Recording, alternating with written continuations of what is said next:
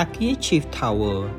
គឺជាអាគារពាណិជ្ជកម្មដ៏លេចធ្លោមួយស្ថិតនៅក្នុងសង្កាត់បឹងកេងកងទី1នៃរាជធានីភ្នំពេញប្រទេសកម្ពុជាវាបានបង្កើតឡើងដោយក្រុមហ៊ុន JS Property International Co Ltd ដែលជាក្រុមហ៊ុនបណ្ដាក់ទុនរួមគ្នារវាង JS and Partner ជាមួយនឹង Chief Real Estate Development Cambodia Ltd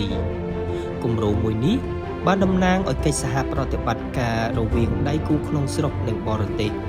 រួមមានប្រទេសកម្ពុជាប្រទេសម៉ាឡេស៊ីនិងហុងកុងប៉មពាណិជ្ជកម្មមួយនេះមានកម្ពស់រហូតដល់40ជាន់ដែលមានកម្ពស់ស្មើនឹង158ម៉ែត្រអាគារមួយនេះមាន5ជាន់ជាផ្សារទំនើប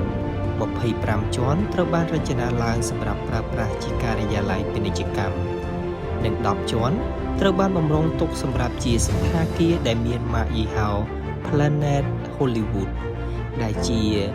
សណ្ឋាគារដំបូងគេនៅអាស៊ានដែលបង្ហាញពីបទពិសោធន៍បដិសណ្ឋារកិច្ចដែលមានលក្ខណៈខុសប្លែកគេនៅក្នុងទីក្រុងភ្នំពេញសណ្ឋាគារមួយនេះបានផ្ដល់ជូននៅបន្ទប់ស្នាក់នៅចំនួន135បន្ទប់និងត្រូវបានរចនាឡើងដើម្បីផ្ដល់ជូនភ្ញៀវនៅបទពិសោធន៍ស្នាក់នៅដ៏ល្អប្រណិតនិងមិនអាចបំភ្លេចបានអាគារមួយនេះក៏មានបំពាក់នូវគ្រឿងបរិក្ខារផ្សេងទៀតដូចជាអាងហែលទឹកនិងប្រព័ន្ធចតរថយន្តក្រុងដីដ៏ស្វ័យប្រវត្តិធនាគារ Chief Bank ដែលជាធនាគារពាណិជ្ជកម្មឈានមុខគេមួយរបស់កម្ពុជានឹងផ្លាស់ប្ដូរទីស្នាក់ការកណ្ដាលរបស់ខ្លួនទៅកាន់អាគារ Chief Tower ផងដែរ